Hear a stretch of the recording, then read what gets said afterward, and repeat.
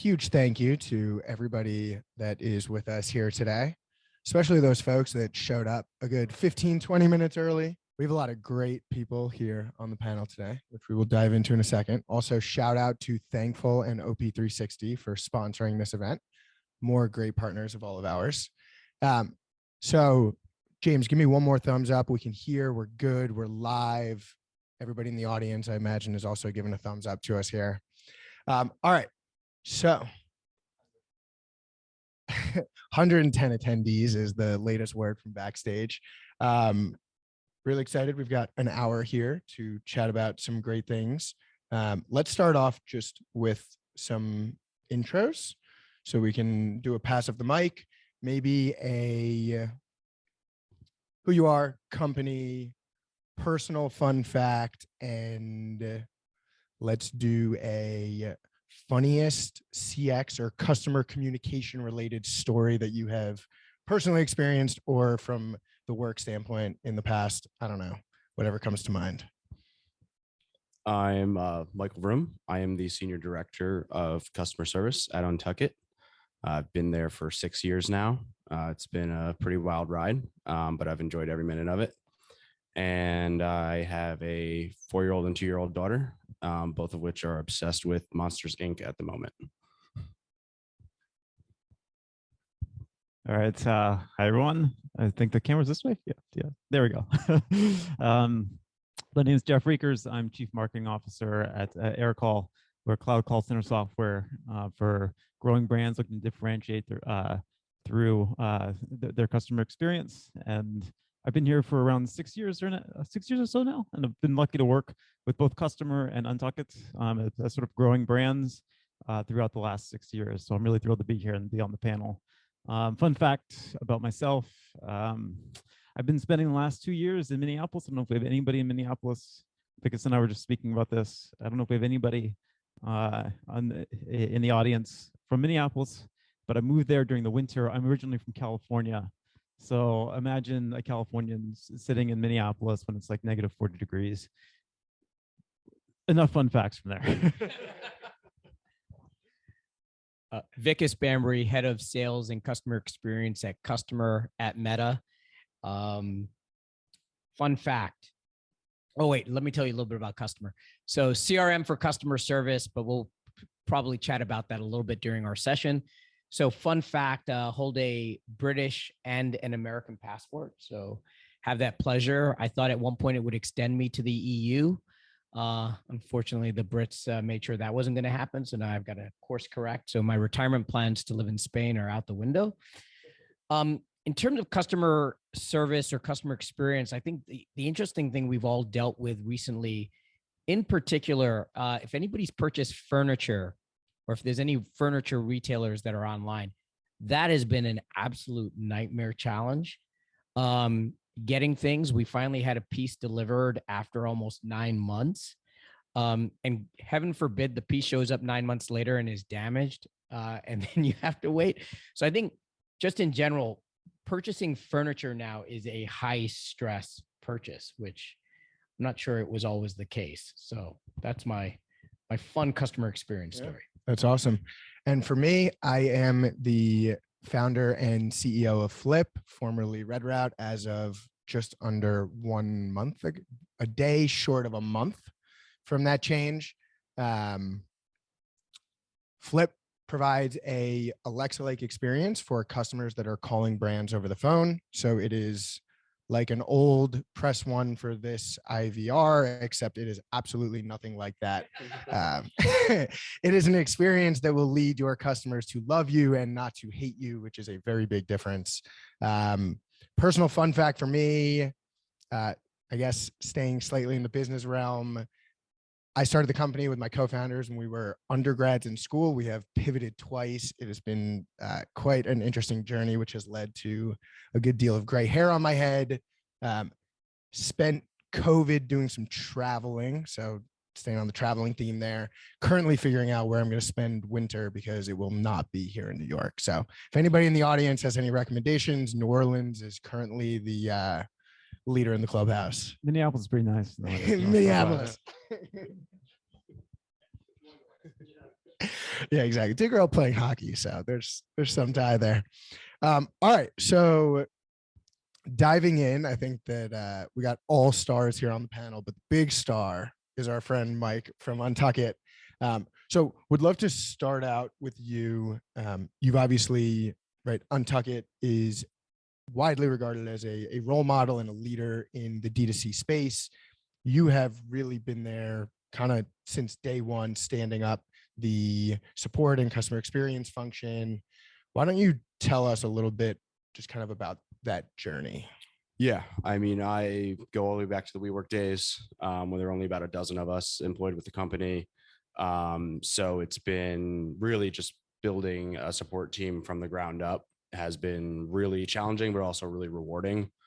And as we're kind of putting the pieces together for that, something that's always been important to me is that we're partnering with vendors that are innovative in the same way that we are, growing, adapting, and just kind of staying on the cutting edge of what our customers are looking for and what the market is demanding. I've always wanted to make very intentional vendor relationships, and make sure that they're partnerships, and not just a service being provided. That's been a key focus for us as we kind of built out our roster of support for our team. So that's why I'm affiliated with all three of these guys.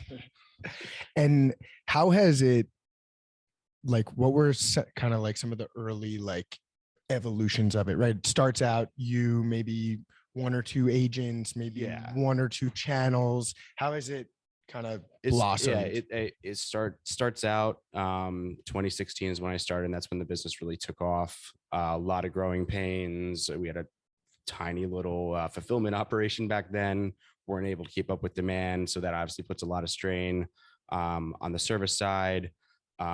We had kind of like slapped together all these disparate systems. Like we had a different provider for voice, and different for email, and different for chat, and it pretty quickly diagnosed that in order for our agents, as we were building out the team, to be successful, we needed something that was cohesive, and all the pieces worked well together. So that's when we dove into scouting out for CRM, and that's when we found Customer, they were still young back then, in 2016. I remember Ring was one of your bigger clients at that time, and that was had a lot of great conversations with Brad back then. And that was a company that we wanted to partner with, and they, as soon as we kind of the ink dried on that contract, they connected us with the Aircall folks, and it just was kind of like a real, hand to glove fit, putting those two pieces together. And the impact was immediate. Not just because our systems prior to that had been pretty subpar, but the agents really took to it. For me, it was important that the UX for my agents is as good as possible, so that the communication that they're having with our customers is really seamless and natural. You don't want them fumbling around looking for the things that they need to get customers the answers that they're looking for. Speed is really the name of the game when it comes to customer service. People want the right answer as quickly as possible. So having the right systems helps us get there. And you talk about moving from disparate systems across different channels to customer, and looking to have the modern UI. And I imagine there's also the going from disparate to having it so that, not that you're going from a bunch of tools in your stack to only using one tool, but having it moving to an ecosystem and a core platform where everything would be integrated. Yeah. And that's the big thing, is that you want to make sure that everyone plays nice with each other. So really, ease of integration, all the pieces working together. That's the most important thing. So that the process continues to remain seamless, even as you add on these new pieces that help you run the business more efficiently, like the modern IVR that we have with Flip, and we work with Thankful as well, and they've been another great partner. So it's once you kind of have that ecosystem then you just want to make sure that you're adding the right pieces to that and kind of augmenting that in a way that is intuitive and helps your business run more efficiently. Gotcha. And Vikas, you were at customer at the time when Untuckit came on board? I was So been there for a long, I think all of us have been at our companies for a long while. So that tells you a little bit about the brands we work with. And what was, do you have any memories of the experience of kind of onboarding Untuckit and conversations through that process? Yeah, no, I was just excited to find a brand where I wouldn't have to tuck my shirt in anymore. So that's all I really cared. No, I think the key thing is, if you look at it, and kudos to Mike for taking the plunge, because I think what it is with a lot of, brands and D2C, retailers or otherwise, is people just resign themselves to dealing with clunky software. And they're like, look, at the end of the day, this isn't our priority. It's a bunch of customer service people. Like, they'll deal with whatever we give them. And, on the flip side, they'll go and spend, tons of investment on the acquisition side of the house, right? Whether it's new tooling, new toys, etc. So I think where it's really interesting is, Mike, maybe you can talk a little bit about this, but the willingness to take the plunge, to say that, having clunky, outdated software is not good enough. It's going to impact my team, which is then going to result in my client experience. And, let's go look at a different way to go do this. And that's how, Mike and team encountered customers. So I think, kudos to Mike for doing that. But I'd love your perspective, Mike, on why do you think that some of your peers are reluctant to kind of take the plunge and maybe go with new innovative solutions that are out there?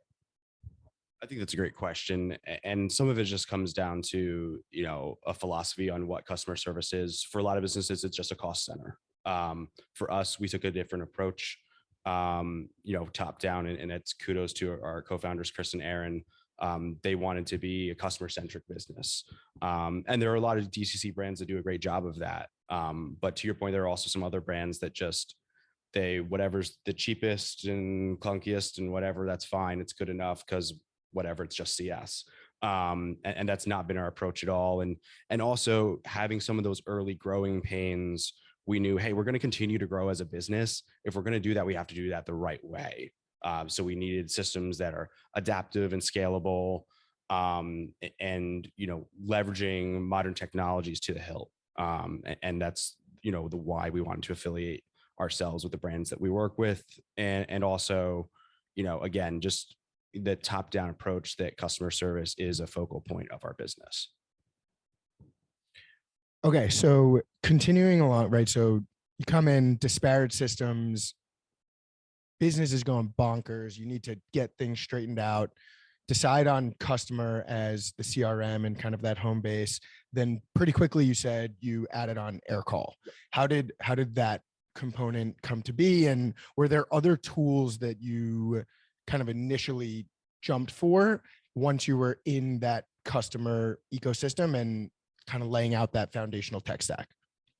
Yeah, I mean, initially we weren't sure, whether AirCall was going to be like just a short-term solution, because it was something that we could just get up and running quickly with customer, or whether this was going to be our long-term voice solution. Quickly on, we figured out it was going to be the latter. So I think it was nice to be working with another New York company. That's always fun. Business is growing, like we're all like at that point in time, AirCall, customer, Untuckit, we're in New York, we're growing like bonkers. It was just like a really, really fun time.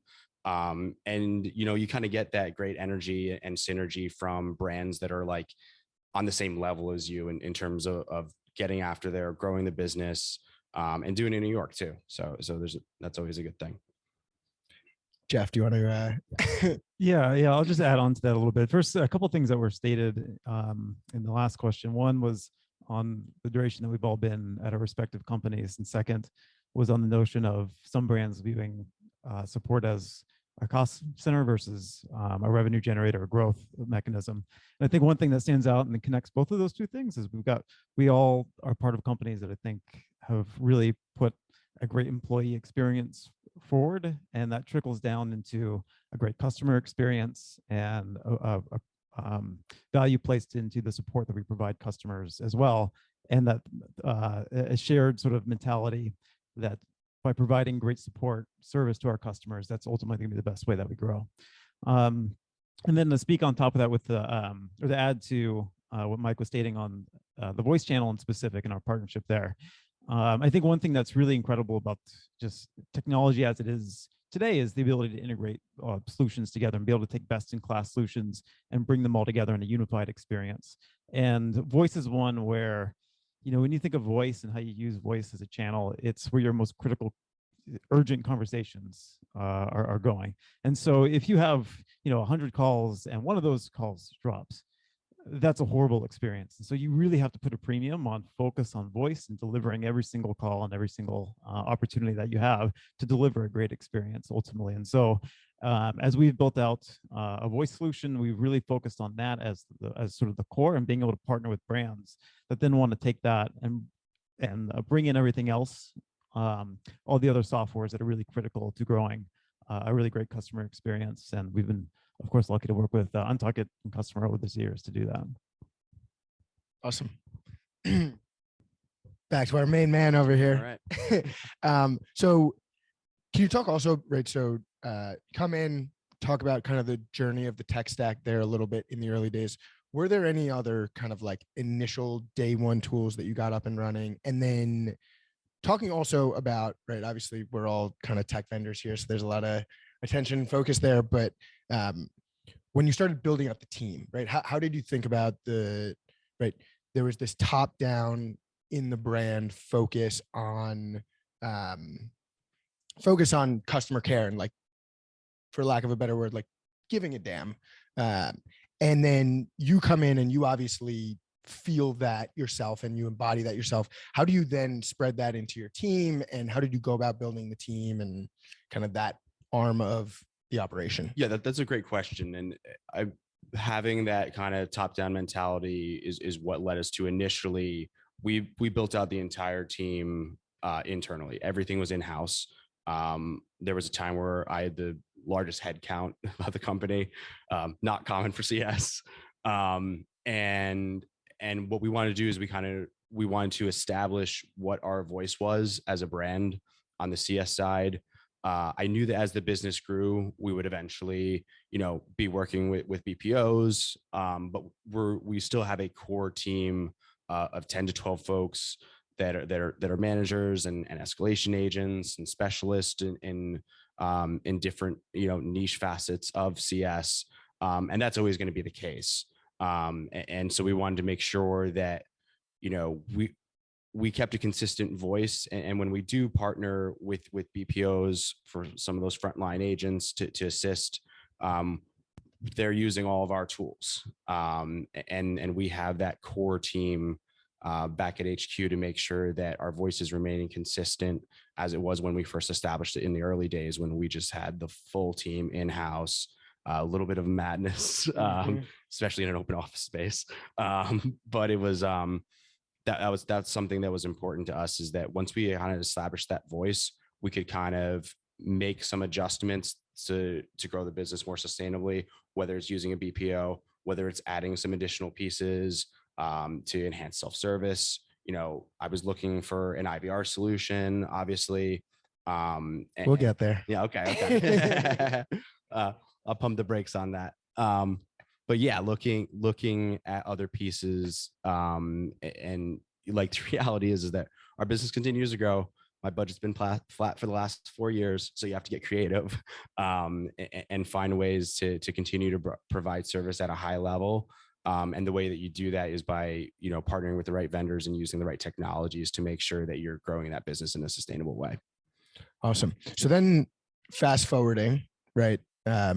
So all of you guys are growing like bonkers in the years leading up to COVID.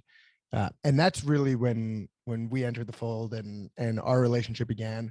I'm sure that when COVID hit and everything needed to go remote, there was first and foremost a lot of gratitude that you had made the investment to get good modern tools in place beforehand, but what was that journey, right? What was the transition like going from in office, right? Right. And then everything that happened to D2C brands through the experience with COVID. And then obviously that's kind of where Red Route at the time, now Flip, entered. And Yeah. what So that experience was. so prior to COVID, I had actually already, I'm not calling myself a visionary, but I'd already moved my team to, my team was actually already, He's a on visionary. my team was already on a hybrid model leading into the pandemic.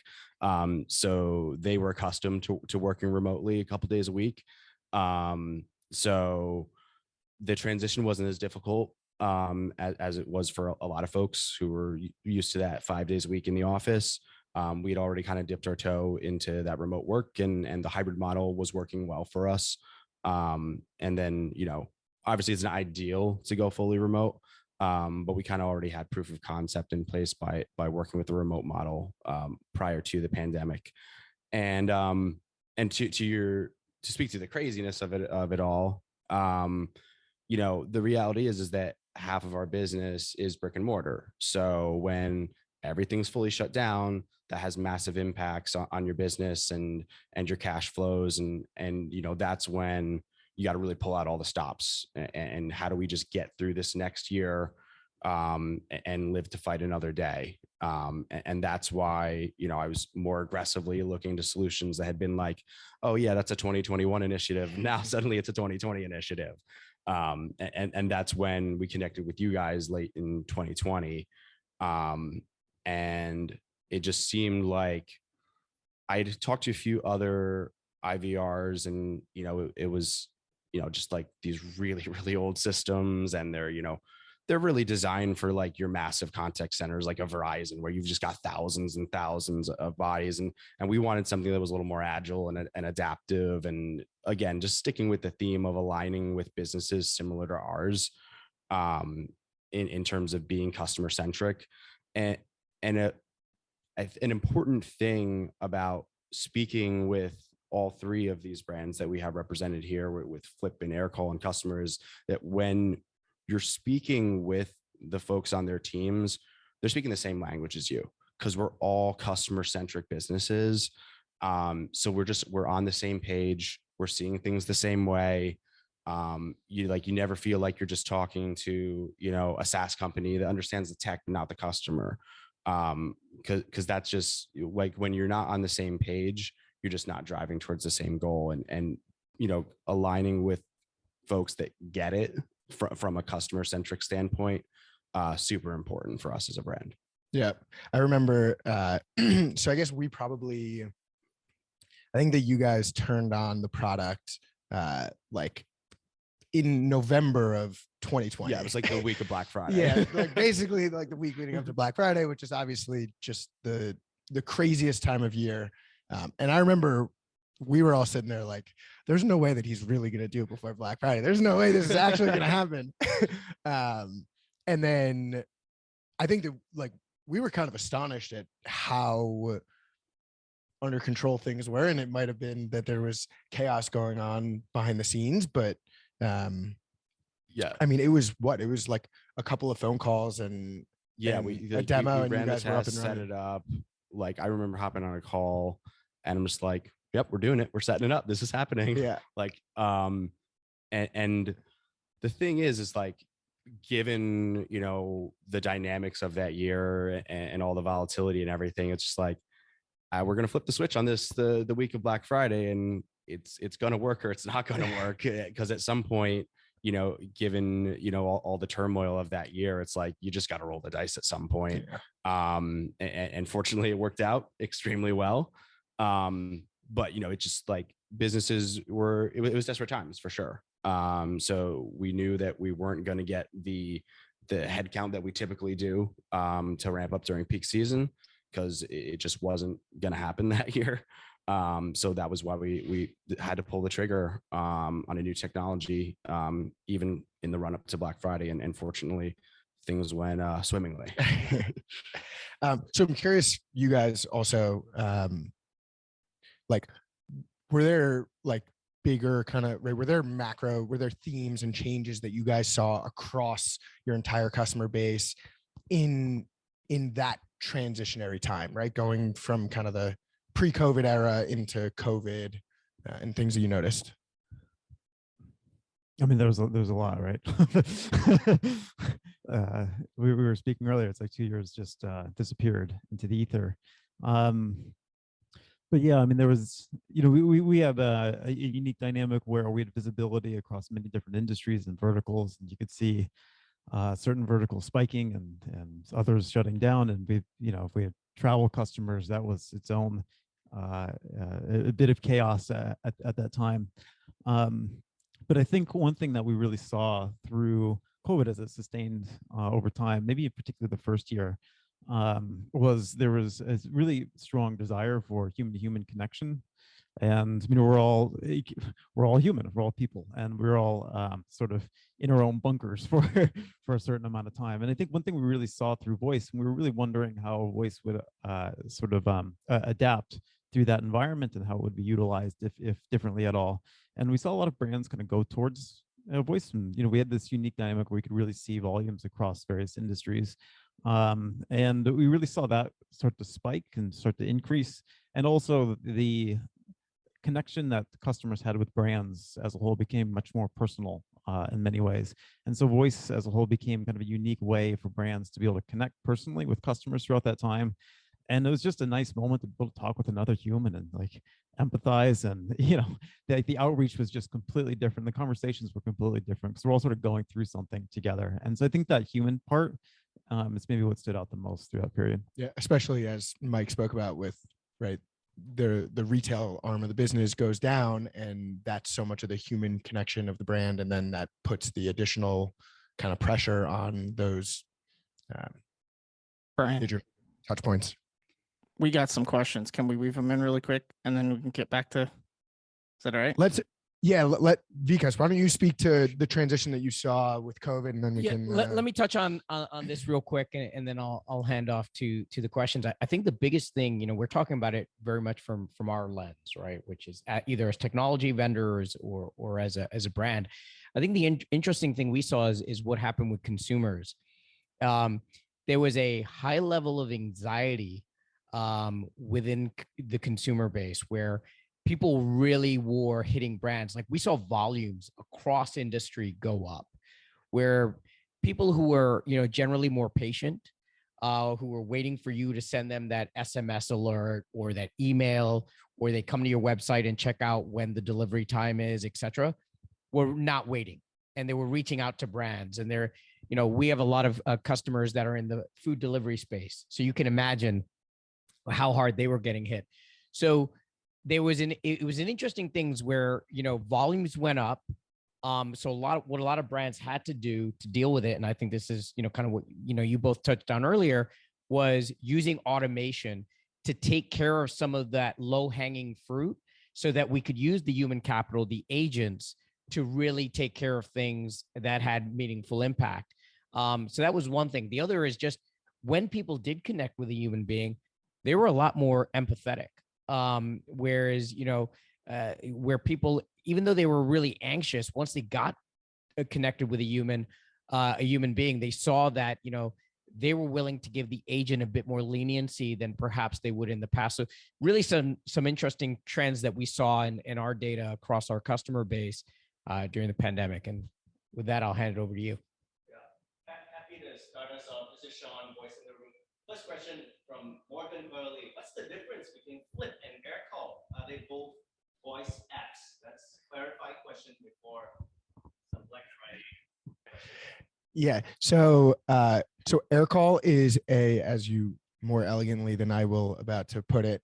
So AirCall is a phone platform that facilitates conversations that can happen for any business, internal, external, for any use case and function.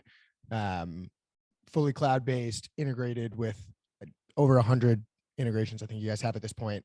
And then Flip is a tool that integrates with AirCall in order to automatically handle the simple and repetitive conversations that retail and e-commerce brands are receiving. So that is, of course, how this partnership and this event came to be. Flip and Aircall are integrated and partnered, and customers like Mike and Untuckit use the platforms together in order to be able to deliver that kind of unified experience through the voice channel to their customers. Great question. Megan, thanks.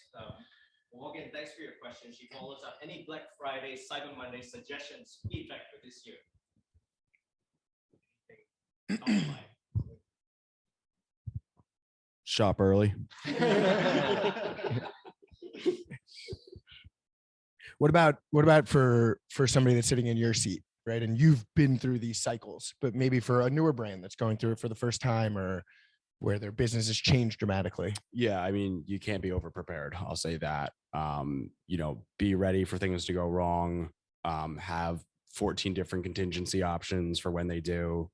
I think from like a trend standpoint, something that I've seen more is certainly our brand, but I think across the board, you see more brands pushing early access more, pulling more sales forward, which is honestly is good for me. I'd rather have a smoother volume curve. But that's probably the trend that I saw begin in 2020 and has stayed that way for the past 2 years now. Is just more forward buying from customers instead of waiting until it's actually Black Friday or Cyber Monday to pull the trigger. Yeah, if I can add to that, I think Mike, you touched on this, but just be prepared for the volume.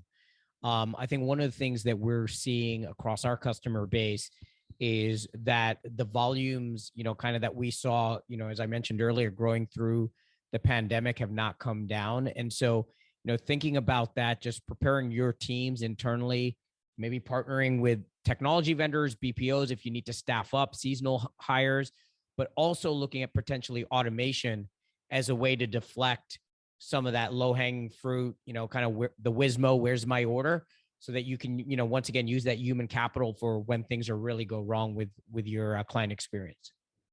I think because we've read everybody's mind, the Cine Paul is asking, how do you work with both a BPO and a core HQ team? How do you go about hiring for both? Do you keep one smaller and flex the other? And how many additional agents do you bring on? So any thoughts? Yeah, I'll start and then I'll hand it off to Mike. But the big thing that having been in the contact center space for way too long, I'll just put it that way. I think there's a combination, and where you can use your internal team and a BPO, you can look at channels. Are there certain channels where you want to deliver a differentiated experience? Are there certain so skill types? Is there a certain type of problem that you feel comfortable offloading to a third party BPO partner, depending on how ramped they are? Because look, when you're running a program at scale, it almost becomes a single voice. And Mike, maybe you can touch on this, but I think that's a number of different ways to carve it, depending on the maturity that you have with those, with that relationship, right, with a BPO and your internal team. Yeah. And to answer another part of the question, BPOs are always going to be best equipped to scale up very quickly. So you want to make sure that you have that in your arsenal, even if you are still going to scale a bit internally. For us, it's important that we have a BPO with a core dedicated team that is working with us year round, so that when they scale, and obviously the vast majority of the scale for peak season will be at the BPO, they have that core team in place that knows us, knows our brand, knows our voice, and that we continue to keep those open lines of communication with our internal team, because to Vika's point, when volume really spikes, you want to be leveraging everything in your arsenal. Automation big time, take care of all that low hanging fruit, get that out of the way, and then you have kind of like a cascade of agents in terms of what are those day one questions that those seasonal hires can answer, what are some of the more complex kind of long tail types of inquiries that come in that you want escalated to your internal team, but definitely have a plan in place for that. Yeah, and I think when we're talking about BPOs, they're like the BPOs that are around now and are serving brands like yours, compared to the BPOs, at least that I was exposed to, even like 2, 3, 4 years ago, it is a different beast entirely from a quality standpoint, through and through in those organizations, from the agents to the leadership to the environment that they're operating in. So there, you can get real quality with BPOs at this point. Yeah, I completely agree with you. And part of that is the technology. And, years back, every BPO wanted to use their own proprietary technology. Now, they're much more willing to work with our existing tech stack. And, when you talk to them, it's just like, oh yeah, of course we use Customer, we use Aircall. Like these are known quantities that all the BPOs, the ones that are doing it right, at least, are already familiar with and using day to day on different teams. Yeah. And I think there's also the sort of integration that you're starting to see happen between the BPOs and automation tools like ours. Like this is a big trend that we're starting to see, where when somebody calls Untuck It, for example, or any of our customers, the first question that we're asking them is, how can we help you? And then we're able to understand, right, who is this customer that is calling and what are they calling about? And then you're, instead of just putting all of your callers into a single queue that's going to all of your agents and trying to figure out how you're triaging and getting the right people, the right things, you can start to use that information to specialize the agents and give, right, divide what your BPO is getting from what your in-house team is getting. And then even within the BPO and within your in-house team, right, you talked about the specialization on your own team. So I think that that's a big piece of it also, when you're looking at the scaling up and you have all of these new people that are coming on, using technology combined with the BPO and allowing them to work together in ways where it can make the onboarding process for those new people coming in easier, and like maintain the high levels of quality across the brand, even when the volume is at that level. Yeah, 100%. We have a twofer of a question. Akash asks, how do you think of brand retention at high product scale? And Tim says, what's the newest piece of your tech stack you're most interested to bring value to your business? So brand retention, what do you think of it at high product scale? What's the newest piece of your CX tech stack you're interested in to deliver value to your business? Mike and the panelists, either way you like to approach that. As far as brand retention goes, I think it's just a matter of keeping a consistent voice across all interactions. For us, we have brick and mortar and e-com pretty evenly split. So customers are interacting with our brand in a lot of different ways. And I've said this before, but customers don't interact with channels, they interact with brands. So from any angle that a customer is coming into touch with your business, you want to make sure that it's a consistent brand voice throughout, and that they're getting that same level of service that they've come to expect from the brand.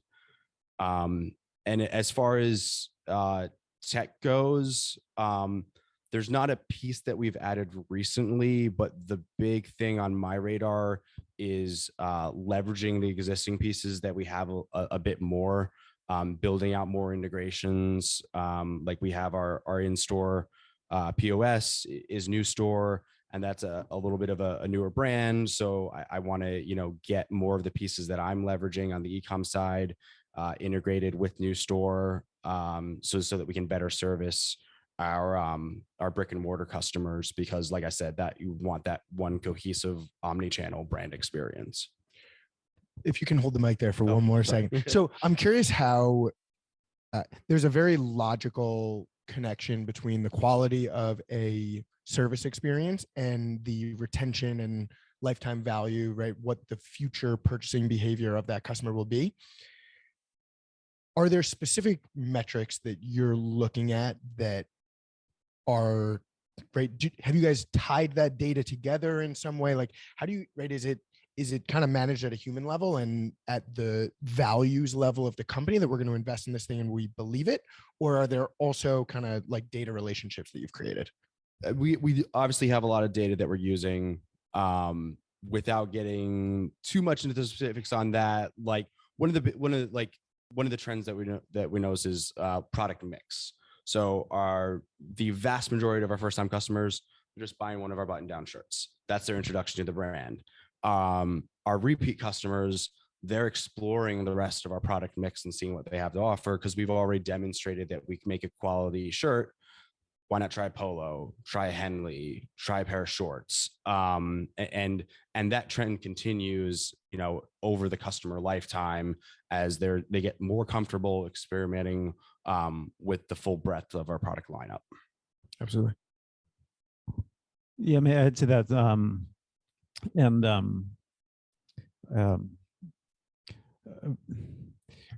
maybe just adding to that a little bit. First, on the customer experience side, and like thinking of brand retention. And I think one thing that you stated that makes a lot of sense is having that consistent voice and experience, no matter the channel or touch point. And always think of like, particularly if the brand is scaling fast, how fast can you scale your company alongside of that? I always think of the Starbucks experience. Like no matter where you go on the planet, it's the same experience when you walk into a Starbucks, and this has to be architected. The growth goes beyond what you can possibly sustain a consistent experience with. Like that's when things start to fall apart. And so one thing is just considering that consistent experience through every single touch point. That's how you're going to gain a really close relationship with the customer. And the second part on measuring, it's not maybe specifically a measurement, but one thing I just like to do a sanity check on or think about is, if you're providing just an incredible experience, both from a product side and a support side, customers are going to take to social, they're going to speak about the brand. And so just having a pulse over what that activity is like and paying close attention to that, I think is a critical part as well. Vikas, you want to chime in on any of this or the next question? All right. We're good on questions. Okay. So Mike, touching on what you mentioned, and I'm sure there's some other retailers on the Zoom, in terms of, you own the customer service team, but as you said, a big part of that experience is the in-store retail experience. I'm assuming that reports into a different peer, but how do you create uniformity there? And then I'll throw another one at you, which I think is quite interesting, which we've talked to certain brands about, is how to leverage the in-store personnel for that client experience on voice and other channels for when the store has quote unquote downtime, when there's no foot traffic in the store. Have you toyed around with either of those? And then how do you create that unified experience with your peer who runs the retail experience? Yeah, that's a great question. We have a dedicated omni-channel manager who's coming out of the retail team. I've had the privilege of working with her for 5 years right now. So we've been working very, very closely to make sure that even going back to when she was just over retail, that the voice and the messaging is consistent between our e-com and our brick and mortar. And we are actually very directly leveraging our store associates by using Hero. I think they're now under the Klarna umbrella for live chats. And what that does is that allows customers to interact with our store associates on their downtime via our chat on the website. And what we found is that most of our chats tended to be pre-purchase engagements. So our store associates, they're best equipped to kind of really get into the product, the touch and the feel. They're sales associates, so they're best equipped to upsell and do all the things that you need them to do to drive the business. And then if there are any service related issues, they can just kick that over to my team. But the vast majority of those chats are handled by the store associates, and it's been very well received by them. And we've seen great results in leveraging that during the downtime. And that was one of those things that was kind of born out of, necessity in 2020, where it's like, well, we're slowly opening stores back up again. There's not really any foot traffic there. How can we get our store associates back to work and helping drive our business like we know that they can? Are you routing to the local stores chat with you and their based in Austin? Yes, it is geolocated 100%. So yeah, and obviously it'll go down the funnel. So if someone's on the East Coast late at night, only our West Coast stores are open. Obviously, it'd be talking to somebody out in California. But yeah, it is generally targeted to be the closest available store. So invite them to come into the store. Make that real human to human connection. They always wrap up by offering to open like an SMS line of communication with the customer. So those. Yeah, as we've learned the last 2 years, those human touch points are just so important. And that can really, really drive brand loyalty in a meaningful way. That's awesome. So we've spoken a lot about the journey of the last 5 to 10 years to where we are now. We've kind of gone from big bang to big bang with COVID and everything there over the past couple of years, and now moving into some of the stuff going on with the economy. There's also in the world of D2C and e-commerce, everything with the privacy policies and the ad platforms and everything changing on the marketing side of the house. I'd love to ask kind of all of us here, how do we see that impacting our businesses, and what are the changes that we're both making and also seeing more broadly? Yeah, I mean, you obviously have to prepare your company for those kind of macro headwinds, whether it's a pending recession or massive supply chain issues or whatever the case may be.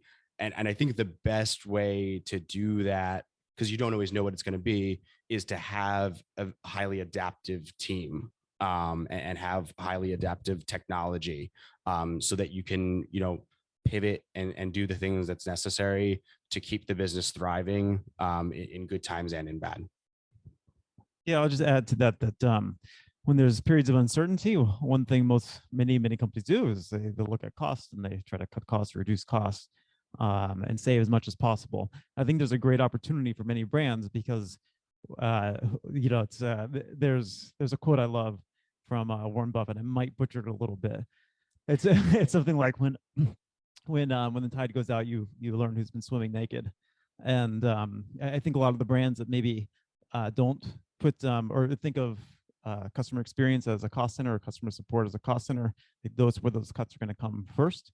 And I think that's where the customer experience is going to fall down, and that's where brands are really going to be impacted. So the brands that are investing in CX and the technology, in support and providing great experiences for their customers, I think there's a great opportunity that'll come out of that.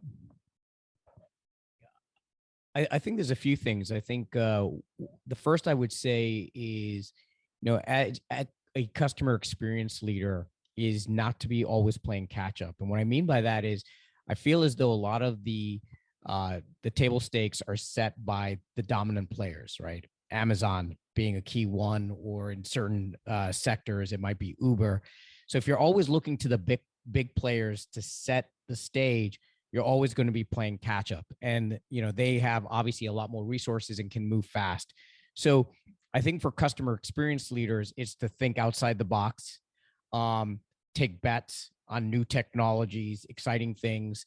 I think a big trend that we're continuing to see, but I think we'll see even more of, will be the marriage between automation and human capital, right? How do we use that most effectively?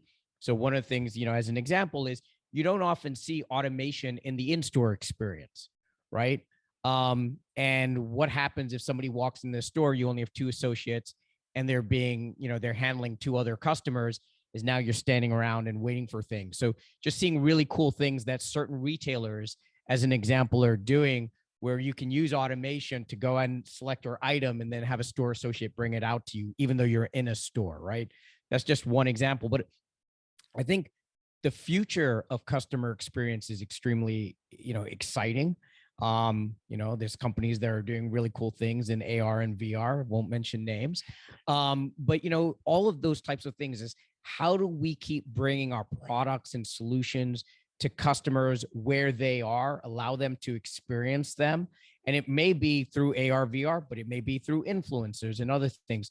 So there's a lot of things going on there. And my only thing to, anybody who's on the Zoom or thinking about this is, be willing to test things, fail fast, and not just be, kind of beholden to the way things are being done, because the economy is moving too fast. The consumer is moving too fast, and their expectations are constantly changed. The pandemic had one wave.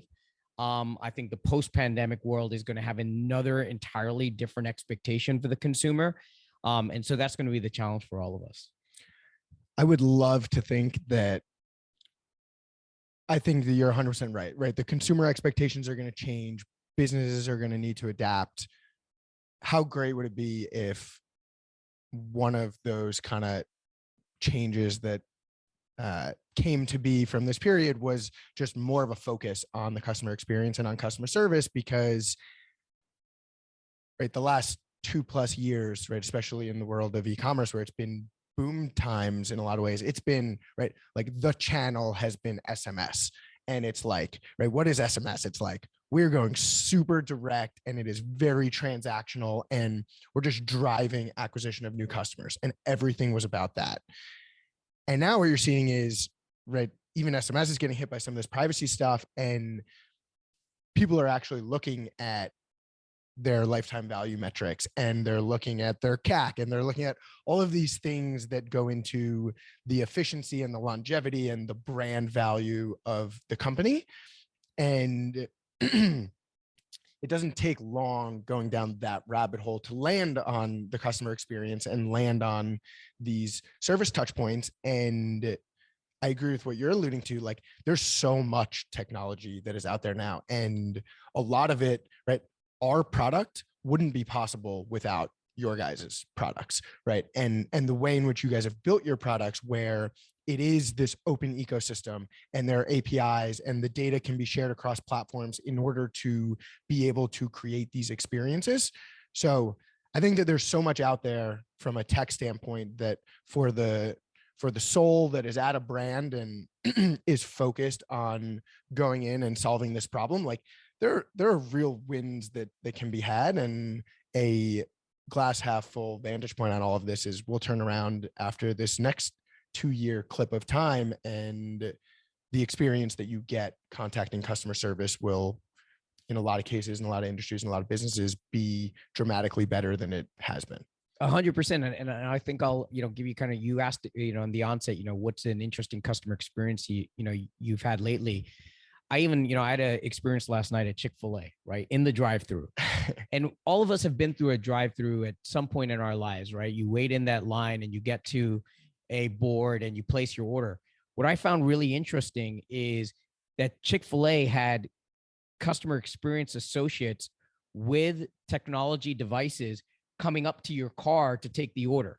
Why? Because they know there's a long queue, and it just buys you more time, where you're not sitting there just staring at the car in front of you. You've placed your order with an associate. You're still waiting in line, by the way, which is the interesting thing. But because you've placed your order, you just feel more relaxed. Then now you're just going to go pick it up. You're not waiting to place the order. So what they did is they just moved that timeline a little bit, but that change in inflection point, and the fact that you spoke to a human being who is there face to face with you, just makes you feel like they care. Mm-hmm. And it good on them for just saying, what, the drive-through's been around for, I don't know, goes back to probably the 50s.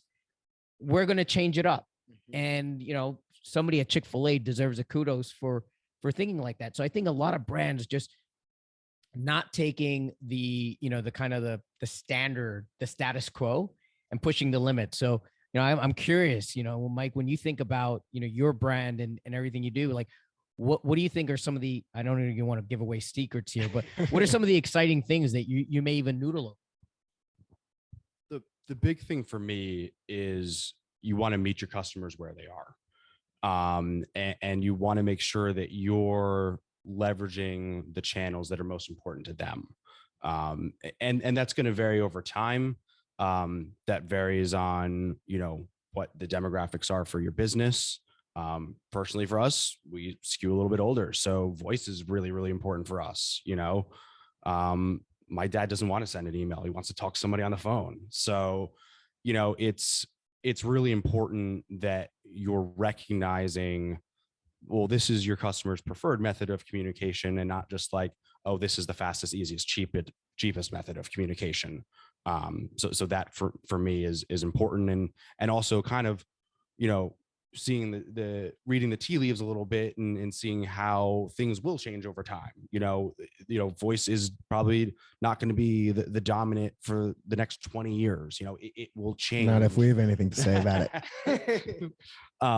But there's always going to be ebbs and flows, and your generations change, and preferences, and like I said, you want to meet your customers where they are. Do you ever how often are you experimenting in the way in which your team and your technology is handling the interactions, right? So I think this is an awesome example, the Chick-fil-A example of, right? Somebody was sitting there and they were like, hey, all these people are in line. They're literally giving their time and their attention to our business right now. And they're getting this bad experience, right? Even right, you wait in line, it's the status quo, but right, it's an opportunity to engage people, to do something different, to give them kind of a something to remember. And I'm sure it was just a test. And then it was like, oh, this is good. Maybe we should try that at a couple more stores. How often do you think about trying new things and tinkering and seeing what sticks? I mean, it's a constant process. And, to Vic's point, Chick-fil-A identified a pain point, and that was the line at the drive-thru. And so it's important that you're always looking for those bottlenecks, those customer pain points, and then you're taking the necessary steps to remedy them. Whether it's something simple like we're getting way too many Wismo inquiries, how can we better automate that? We're working with Narvar, that they've been hugely helpful in helping mitigate that versus where it was previously. And just always looking for, well, what's the thing that bothers my customers the most today?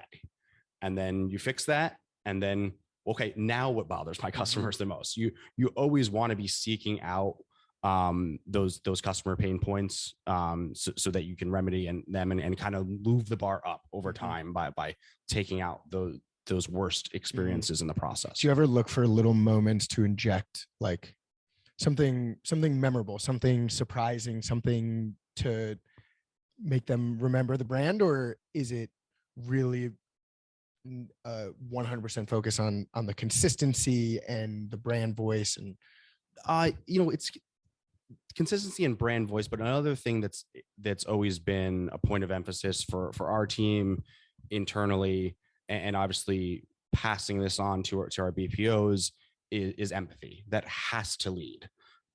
So whatever the situation is that you're doing with the customer, you have to come to them from a place of empathy. That's always going to allow you to provide the best level of customer service. And when you connect with your customer on a genuine level, that's where you have those kind of moments where the customer takes something away from that conversation. Be like, oh, I genuinely enjoy talking to that person, even though I was just calling to get, my size changed. So 2 minutes and one quick question, if the panel would like to take that. How would you say, Mike, on that note of empathy, Flip, Aircall, and customer work together? How was your experience integrating them with each other? Wrap up the many questions that we have.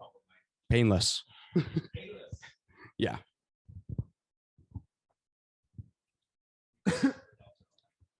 I mean, I guess any final thoughts? Obviously, appreciate all of you coming and participating. It's been a great chat.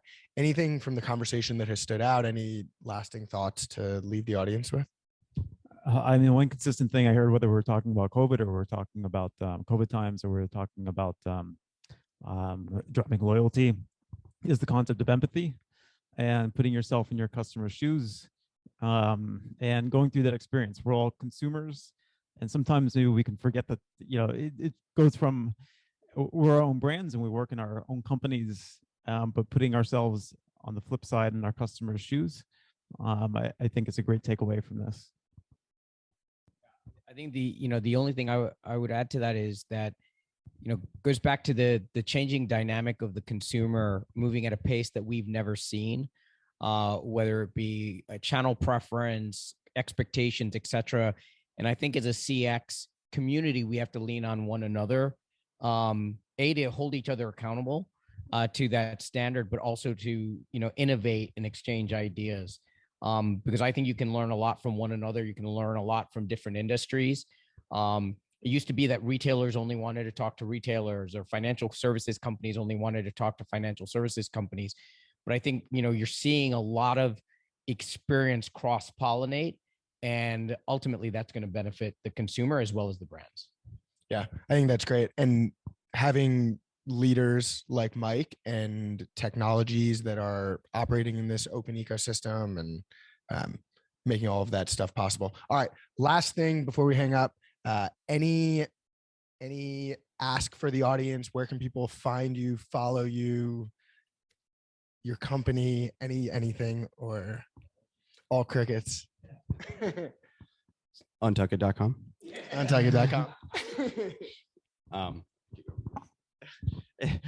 Pretty much the same. You type in Aircall and check that out, and you can probably find any information from there at that point. So I'm probably the only one who actually has to say this, but yeah, customers with a K. So when you do Google, it's customerwithak.com. Maybe I'd remiss to say, because we're voice, you can call me directly. Area code 925-899-0627. That's my actual Aircall phone number. So I'll see if I get any calls after this. Awesome. Yeah. And I'd say keep your eyes peeled on social. I think all of us in our companies are pretty active on LinkedIn, and excited to be working together. And this is one of many things we're all doing. So keep your eye out for more. And thank you, everybody, for joining us.